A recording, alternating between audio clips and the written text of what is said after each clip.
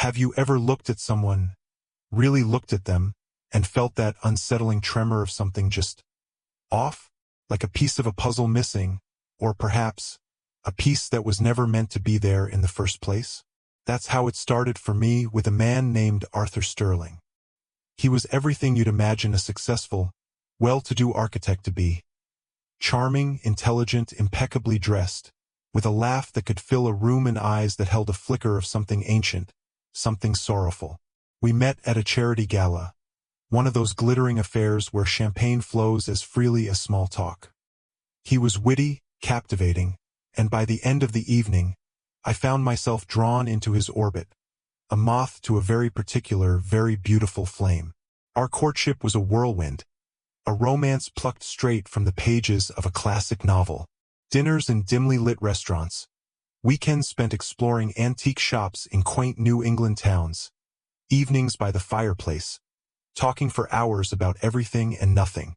He spoke of his childhood with a certain wistfulness, a longing for a past that seemed both idyllic and strangely undefined. There were anecdotes, of course, about school pranks, family vacations, and the quiet comfort of his childhood home. But a recurring theme, often whispered almost as an afterthought, was his twin brother. "Oh, Mark," he'd say, a soft smile gracing his lips, a faraway look in his eyes. He was always the wild one, the adventurer, the one who truly understood me. It wasn't an unusual detail. Many people have siblings, and twins, especially, often share a unique bond. So, at first, I didn't think much of it. It was just another facet of the man I was falling deeply in love with. He'd mention Mark casually, in passing, sometimes with a chuckle, sometimes with a sigh. Mark would have loved this. Or, I remember Mark doing something similar. It painted a picture of a close, almost inseparable bond. Yet, as our relationship deepened, as I became intricately woven into the fabric of his life, a subtle discord began to emerge. A faint, almost imperceptible dissonance in the melody of our shared existence. I met his parents, a quiet, gentle couple who lived in a sprawling, historic home nestled amidst ancient oaks. They were polite, welcoming, and spoke of Arthur with immense pride. But when I, in an attempt to connect on a deeper level, brought up Mark, a strange silence descended upon the room. His mother's smile faltered, her gaze dropping to her lap. His father cleared his throat, a sound like dry leaves rustling. Arthur himself, usually so composed, shifted uncomfortably in his seat. "Mark, he's not really part of things anymore," Arthur mumbled, his voice uncharacteristically flat. The conversation quickly, awkwardly, pivoted to other topics: the weather, the upcoming elections, the merits of various artisanal cheeses. It was the first real crack in the polished facade of our perfect romance, a tiny hairline fracture that, in the quiet moments, I couldn't help but trace with my mind. It wasn't just his parents. As I met Arthur's childhood friends, his colleagues, even his distant relatives, the pattern repeated. Mark was a ghost, a whisper, a name that evoked either a profound silence or a swift change of subject. No one ever talked about him with the casual familiarity you'd expect for someone who was supposedly such a significant part of Arthur's life. There were no funny anecdotes from friends about Mark's antics, no nostalgic sighs from relatives about his charm, no photos proudly displayed in family albums.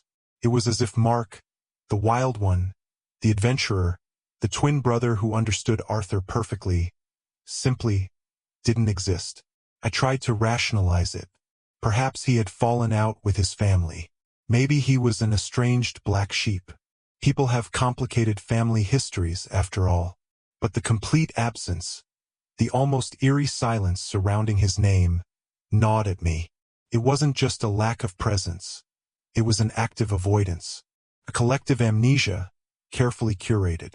One evening, after a particularly pointed non-answer from an old family friend about Mark, I finally confronted Arthur. We were sitting on his sprawling balcony, the city lights twinkling below like scattered diamonds. The air was cool, a gentle breeze rustling through the leaves of the old oak tree in his yard. I chose my words carefully, trying to sound curious rather than accusatory. "Arthur," I began, my voice soft, "everyone talks about you, about your childhood. But no one ever mentions Mark. Where is he? What happened to him?" Arthur's hand, which had been resting casually on my knee, tensed. His gaze, usually so direct and unwavering, drifted to the distant horizon. A long moment of silence stretched between us, filled only by the sounds of the city and the beating of my own anxious heart. When he finally spoke, his voice was a low murmur, almost a whisper against the night. "Mark, he chose a different path. That was it. A different path. No details, no explanation, just that vague, dismissive phrase. It was a brick wall, smooth and impenetrable." I pressed him, gently at first, then with a growing sense of desperation. "What path? Where was he? Was he okay?" Arthur became increasingly withdrawn, his face a mask of strained politeness. His usual charm evaporated, replaced by a cold, distant demeanor I had never seen before. He deflected, he changed the subject, he even, at one point, became visibly agitated, his jaw clenching, a dark shadow crossing his features. "It's in the past," he said, his voice clipped, final. "It's not something I want to talk about." And so I backed off. The man I loved, the man I was planning a future with, held a secret, a deep, unyielding silence about a person who, by all accounts, should have been a cornerstone of his identity. It was a curious thing, this non-person. A twin brother who existed only in Arthur's fleeting mentions, and nowhere else. It was unsettling, to say the least. It felt like walking through a beautifully furnished house, only to discover a locked room, completely barren, shrouded in an inexplicable darkness. This was the beginning of the end of my innocent perspective. It was the first crack in the carefully constructed facade of Arthur Sterling, the perfect man. I loved him, yes, deeply and passionately, but there was now a gnawing suspicion, a persistent whisper in the back of my mind that something was terribly, fundamentally wrong. This man, so open in so many ways, was hiding something profound. And the secret, I instinctively knew, was tied to the phantom twin brother, Mark. It was a secret that felt heavy, dense, like a stone at the bottom of a deep, dark well, waiting to be pulled to the surface, no matter the ripples it might cause. My perfect romance, once a vibrant tapestry, now had a single, frayed thread, and pulling on it, I feared, might unravel everything. The silence about Mark was more deafening than any confession could have been, a silent alarm bell ringing in the quiet corners of my soul. And I knew, with a certainty that chilled me to the bone, that I wouldn't be able to ignore it forever. The story of Arthur and his absent twin was just beginning to unfold, and I, unknowingly, was already entangled in its chilling embrace. The deeper I looked, the more I felt a prickle of unease, a sense that I was about to stumble upon something far more sinister than a mere family estrangement.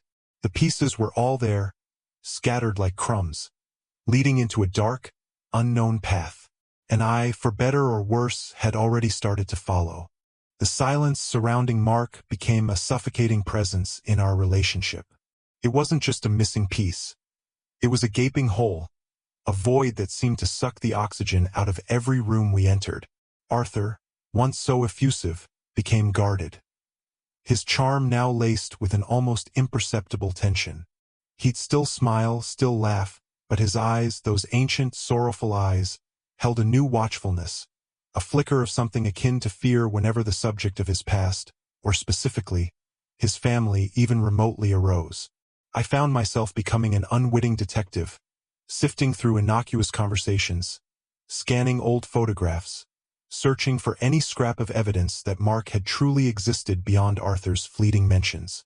I spent hours online, delving into old yearbooks from Arthur's high school, searching for any mention of a twin. Nothing. No dual portraits, no joint club memberships, no sports team photos featuring two identical faces. It was as if Arthur Sterling had sprung into existence as a singular entity, untouched by the concept of a twin. This wasn't just strange. It was frankly impossible. Twins, especially identical twins, are rarely, if ever, completely invisible in their early lives. My search led me down increasingly darker paths. I began to notice things, small, unsettling discrepancies that I had previously dismissed as quirks. Arthur had an unusual aversion to mirrors, often averting his gaze when passing one, or quickly adjusting his reflection in a way that seemed almost practiced, as if he were trying to ensure his image was always just so. He was meticulously organized, almost obsessively so, with everything in its place, every schedule rigidly adhered to. Any deviation, however slight, would cause a ripple of anxiety to cross his face, a fleeting moment of distress before he quickly regained his composure. And then there were the nightmares. Not mine, but his. I would wake in the dead of night, roused by a guttural cry, a choked sob, or the frantic thrashing of his limbs. He'd be drenched in sweat, his eyes wide and unfocused, muttering fragmented words I couldn't quite decipher. "No, not again. Not him," he'd gasp, his breath ragged. When I tried to comfort him, to ask what he was dreaming about, he would push me away, sometimes gently, sometimes with a startling intensity, retreating into himself, his body rigid, his mind clearly still trapped in the terrifying landscape of his sleep. By morning, he would act as if nothing had happened, his face a smooth, unreadable mask, his eyes devoid of the terror I had witnessed just hours before. The dreams were a window, however brief and clouded, into a deep-seated torment, a trauma he kept meticulously hidden during his waking hours. My growing unease was compounded by a chance encounter. I was at a local coffee shop, waiting for my order, when an older woman, with kind eyes and a faint southern accent, approached me. She introduced herself as Mrs. Henderson, a longtime resident of the town where Arthur grew up. "You're Arthur Sterling's fiancée, aren't you, dear?" she asked, a gentle smile on her face. I confirmed, a flicker of hope igniting within me. Perhaps she held the key, the missing piece to the puzzle of Mark. "Arthur's a fine young man," she continued, her smile widening. "Such a talented architect, just like his father, and so devoted to his mother after everything." My heart pounded. "Everything?" I prompted, trying to keep my voice casual. "What do you mean, Mrs. Henderson?" Her smile faded slightly, replaced by a look of vague sadness. "Oh, you know, dear, after his brother, well, after what happened to his brother." My breath hitched. This was it, the moment of truth. "His brother," I pressed, leaning in slightly. "You mean Mark?" Mrs. Henderson's brow furrowed. "Mark? No, dear. Arthur never had a brother named Mark. His brother, his name was Matthew." The world tilted. Matthew, not Mark. The name struck me like a physical blow. Matthew, a real name attached to a real event, a real person. Not a phantom, but a memory that Arthur had somehow distorted, or worse, deliberately hidden. "What happened to Matthew, Mrs. Henderson?" I asked, my voice barely a whisper. She sighed, a deep, mournful sound. "It was a terrible tragedy, dear. A house fire years ago, when Arthur was just a boy.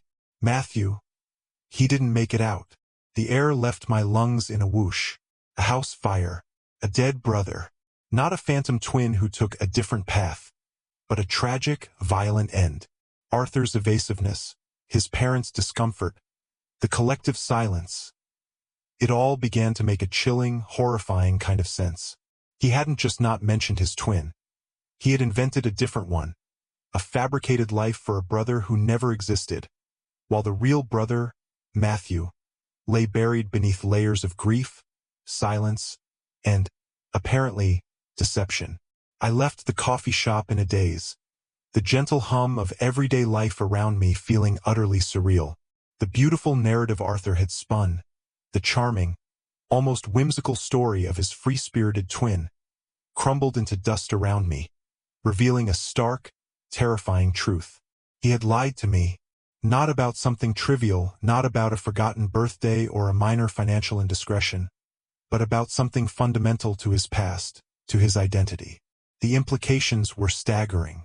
If he could lie about this, what else was he capable of concealing? The nightmares, his aversion to mirrors, his obsessive need for control. They suddenly coalesced into a sinister pattern. They weren't quirks. They were symptoms of a deep-seated psychological struggle, a profound trauma that had twisted his perception of reality. I returned to Arthur's apartment, the key feeling heavy and cold in my hand. He was in his study, engrossed in blueprints, his back to me. The scent of his cologne, once so comforting, now felt cloying, suffocating. I stared at his back, at the broad shoulders that had held me close, at the hands that had caressed my face, and saw him not as the man I loved, but as a stranger, a meticulously crafted facade built on lies and hidden grief. My mind raced, grappling with the enormity of the deception. Why Mark? Why invent a twin brother who never existed, when the real twin, Matthew, had died so tragically? Was it a coping mechanism? A way to rewrite a painful history? Or was there something darker at play? The truth, as it began to dawn on me, was far more disturbing than I could have ever imagined. It was not just a lie of omission. It was a fabrication, a deliberate rewriting of history. The perfect life we had built together, the beautiful future I had envisioned, was now tainted, poisoned by this revelation. Every sweet word, every tender touch, every shared laugh was now viewed through the chilling lens of his deception. The intimacy we had shared felt hollow, a performance, a carefully choreographed dance where only one of us knew the true steps. The man I loved was not who he seemed, and the journey to uncover the full truth, I instinctively knew, would be far more perilous than any innocent curiosity could have predicted. The whispers of doubt had grown into a roar, and I was about to embark on a path from which there might be no turning back. The first secret had been revealed, but it was just the beginning of a terrifying descent into the heart of Arthur Sterling's hidden world. The truth, when it finally slammed into me, felt like a physical blow. Matthew, not Mark, a real brother tragically lost in a fire. The weight of that revelation was crushing. It wasn't just a lie. It was a distortion of grief, a twisted narrative woven from pain and secrecy. I walked into Arthur's study, the taste of ash and deception bitter in my mouth. He looked up, his face softening into that familiar, charming smile. But I saw it now, the subtle tension around his eyes, the slight clench of his jaw. It was a practiced smile, a mask. "We need to talk, Arthur," I said, my voice surprisingly steady despite the tremor in my hands. He raised an eyebrow, a flicker of something unreadable in his gaze. "Oh? What about, my dear?" "About Mark," I began, watching his reaction closely. His smile didn't falter, but his eyes narrowed almost imperceptibly. "Mark? What about him?" "And about Matthew," I continued, hitting him with the name I knew he dreaded. The mask cracked, just for a fraction of a second. His composure shattered, revealing a flash of raw panic, a primal fear that made my stomach churn. His lips parted, then pressed into a thin line. He looked like a cornered animal poised to bolt. "I met Mrs. Henderson today," I said, my voice low and deliberate. "She told me about the fire, about Matthew." The color drained from his face. His hands, which had been resting casually on his desk, clenched into fists. He rose slowly from his chair, his movements stiff, almost robotic. The room felt suddenly cold, the air thick with unspoken dread. "What exactly did she tell you?" he asked, his voice flat, devoid of its usual warmth. "She told me that Matthew died in a fire," I replied, my gaze unwavering, "and that you never had a twin brother named Mark." A chilling silence descended. Arthur stared at me, his eyes wide and vacant, as if he were seeing a ghost. Then, slowly, a faint, almost imperceptible smile began to form on his lips. It wasn't his usual charming smile. This was something else entirely. It was a brittle, almost manic grin, devoid of warmth or genuine emotion. "Ah, Matthew," he murmured, his voice soft, almost lyrical, a chilling contrast to the tension in the room. Yes, Matthew. He was quite a handful. He walked slowly towards the window, his back to me, his silhouette framed by the setting sun. Always getting into trouble. Always trying to one-up me. Even in death, he manages to cause problems. My blood ran cold. The casual indifference, the almost dismissive tone with which he spoke of his deceased brother, was utterly horrifying. "What are you talking about, Arthur?" I whispered, a desperate plea for him to make sense, to revert to the man I thought I knew. He turned, and the smile was still there, wider now, and utterly devoid of sanity. "You see," he began, his voice taking on a strangely theatrical quality. "Matthew was always the preferred one, the golden boy, even though I was the stronger one, the smarter one, the one who deserved to live." My heart hammered against my ribs. "What do you mean, deserved to live?" His eyes, those ancient, sorrowful eyes, now held a terrifying gleam. "The fire, my dear, was an accident. Of course. Terrible, tragic accident. But Matthew was already gone. And I was still there. And they needed someone to mourn, someone to pick up the pieces. So, I became Matthew." The words hung in the air, each one a hammer blow to my perception of reality. He became Matthew? What horrifying implication was he making? You pretended to be Matthew?" I stammered, my voice barely audible. He chuckled, a dry, humorless sound. "Not at first. First there was just nothing. A void. My parents, they were so broken. They couldn't bear to lose both of us. So I helped them.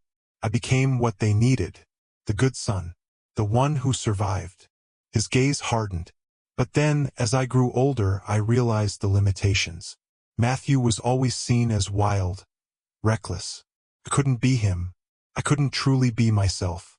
So I invented Mark. The quiet one. The sensible one. The one who went off on his own so I could finally be Arthur." He stepped closer, his eyes locking onto mine, a chilling intensity radiating from him. "You see, I needed Mark to be free. Free from the shadow of Matthew. Free from the expectations. Free to be the man I truly am. The man you fell in love with." I stumbled backward, a wave of nausea washing over me. This wasn't grief.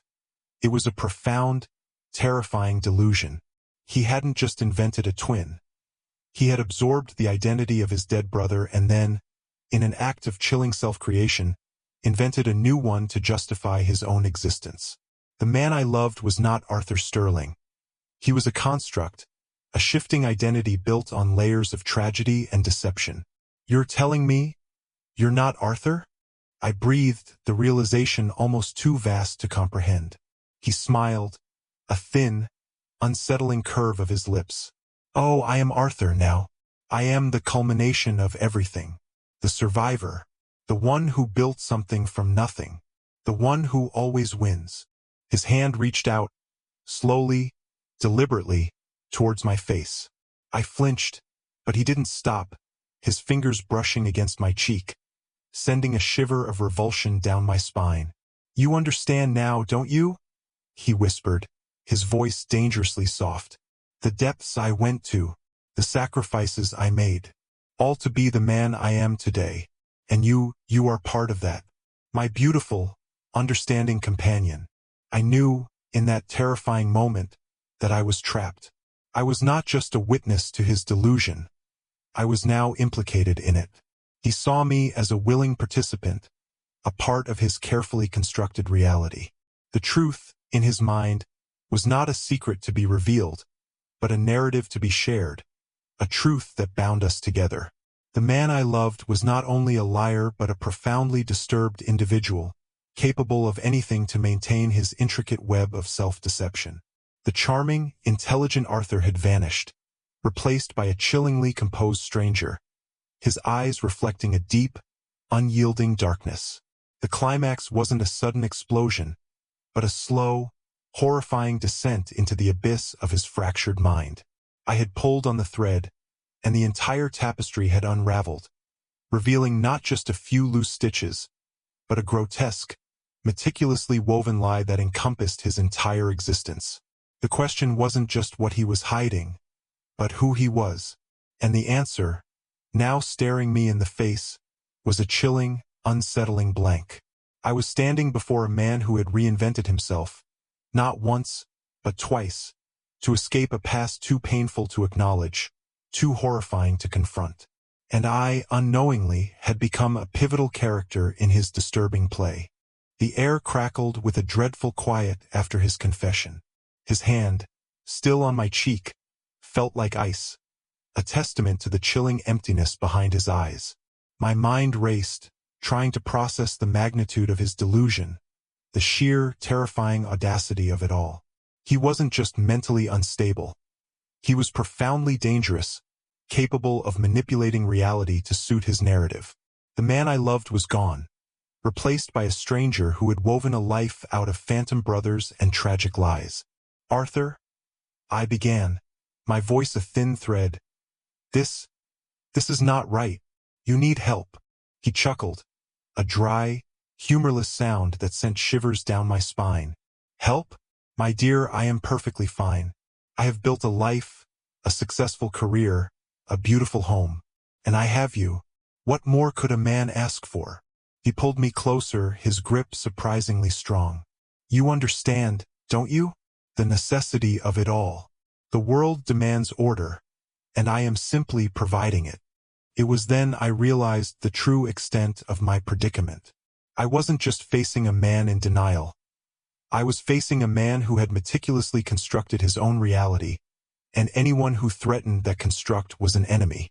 My attempt to bring him back to reality, to confront him with the truth, had only solidified his delusion, cementing me as a participant in his twisted narrative.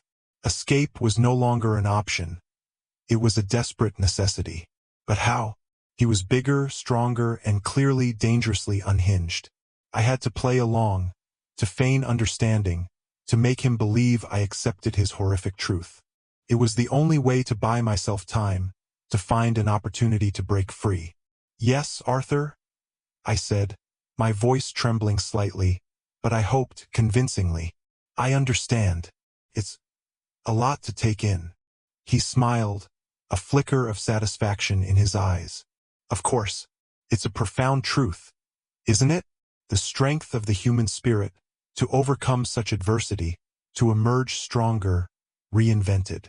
He kissed my forehead, a gesture that now felt utterly repulsive. "We will be so happy, my love, free from the shadows of the past, free to build our future." The next few days were a living nightmare. I walked on eggshells, every word carefully chosen, every action calculated.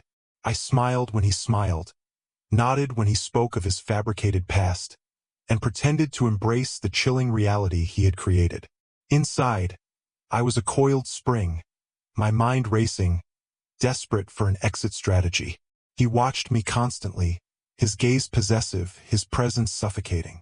He no longer went to his office, instead preferring to work from home, always within earshot, always just a few steps away. I was a prisoner in his beautiful, gilded cage. My phone, once a lifeline, became a potential weapon, a tool he might discover and confiscate. I had to be subtle. I found a moment, when he was engrossed in a particularly complex blueprint, to send a cryptic text to my sister. Just 3 words.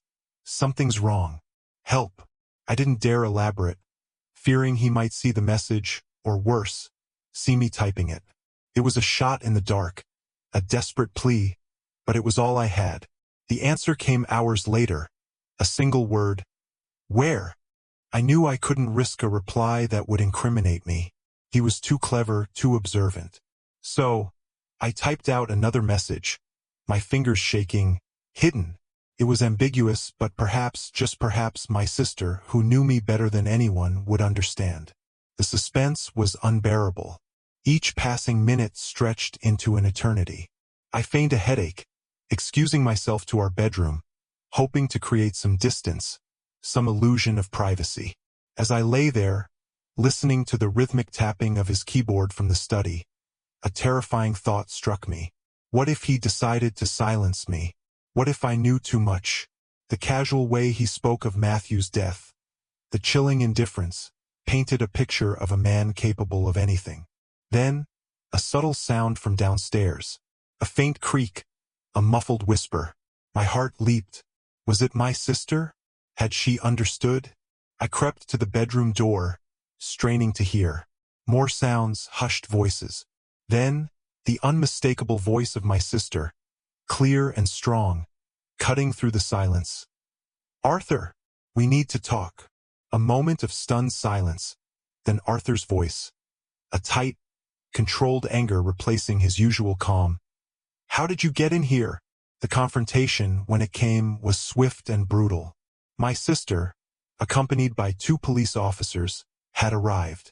She hadn't understood hidden as a place, but as a state that I was being held, that something was being hidden from me. Her instincts, honed by years of knowing me, had saved me. Arthur, cornered, lashed out. He denied everything, his voice rising, his eyes wild. He spun his tale of the adventurous Mark, the estranged twin, blaming me for misunderstanding him, for betraying his trust. But the officers, trained to spot deception, saw through his performance. They had already spoken with his parents, who, after years of silent anguish, had finally been convinced to reveal the truth about Matthew. The pieces of the puzzle clicked into place not just for them, but for the authorities. The image of Arthur, once so commanding, so charming, now reduced to a sobbing, incoherent mess as the officers led him away, is seared into my memory. He kept muttering about Mark, about the need to be free, about the sacrifices he had made. It was a tragic, horrifying end to a story that began with a seemingly innocent lie. In the aftermath, the truth slowly emerged, piece by agonizing piece. Arthur, or rather, the boy who had survived the fire, had indeed internalized Matthew's death in a profoundly twisted way. His parents, grief-stricken and perhaps in a state of shared delusion, had enabled his initial denial, allowing him to suppress the trauma by adopting a new persona, a new narrative. The creation of Mark was a later, more elaborate coping mechanism, a way for him to separate himself from the lingering shadow of Matthew and the expectations that came with being the sole survivor. He had meticulously crafted his identity, stone by stone, until the true foundation was completely buried. I spent months in therapy, grappling with the emotional wreckage of the relationship. The man I loved was a phantom, a figment of his own broken mind. The betrayal was deep, but so was the pity for the shattered boy trapped within the man. The story of Arthur Sterling, the man with the phantom twin, became a cautionary tale, a stark reminder of the hidden complexities that can lie beneath the most charming of facades. The house, once a symbol of our shared future, now stood empty, a monument to a beautiful lie. The echoes of his voice, the phantom presence of Mark, still linger in the quiet corners of my mind. The experience left me scarred, but also strangely stronger. It taught me to look beyond the surface, to question what lies beneath, and to listen, truly listen, to the whispers of doubt that warn of unseen dangers. The world is full of untold stories, of hidden truths, and sometimes, the most chilling ones are those that hide in plain sight, disguised as ordinary lives. And in the silence, after the storm, the lingering question remains. How many others walk among us, living a life that is not their own? A story spun from the threads of what should have been. The truth, it turns out, is rarely as simple as it seems, and the shadows we cast, even unknowingly, can consume not just ourselves, but those we claim to love. The echoes of Arthur's story, of Matthew's tragedy and Mark's chilling invention, linger long after the final chapter. It's a stark reminder that beneath the polished veneers of ordinary lives, there can lie a labyrinth of secrets, of pain, and of identities meticulously crafted to escape an unbearable truth. This journey into deception challenges us to look deeper, to question the narratives we're presented with, and to understand the profound lengths some will go to rewrite their own history. It forces us to confront the unsettling reality that sometimes, the most profound mysteries aren't in distant lands or ancient ruins, but within the very people we hold closest. What hidden stories do you think might be lingering just beneath the surface, waiting to be revealed?